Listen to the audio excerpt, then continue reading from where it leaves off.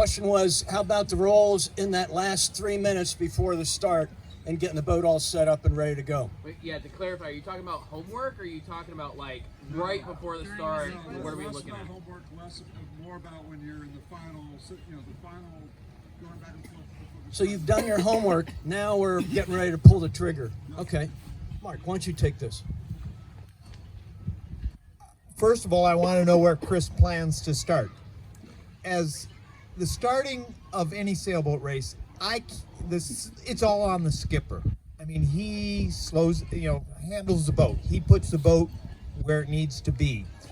And what I'm trying to do is let him know where his opportunities are for, tacking into a hole or so forth. And the other thing I want to let him know is what's happening behind him, because if he's got 6 boats behind him and they're tight, I'll let him know that, or if he's got good space behind him.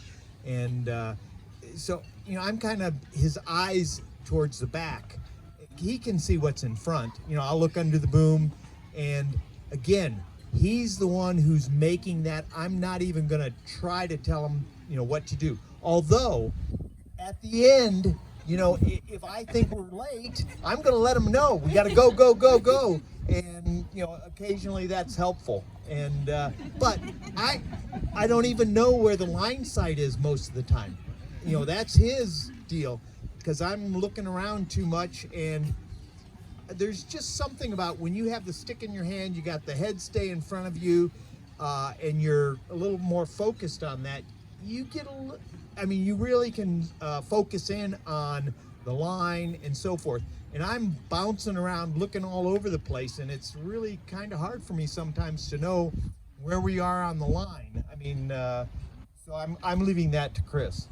I got one. One thing that we have been trying to work on as a team that we haven't quite perfected yet, but we're getting better, is the moments, the last 15 seconds, 20 seconds to the line, and keeping the boat and the foils engaged while maintaining your speed and distance to the line. And a lot of this is done between the middle and the skipper, and then the relationship between the jib and the main trim.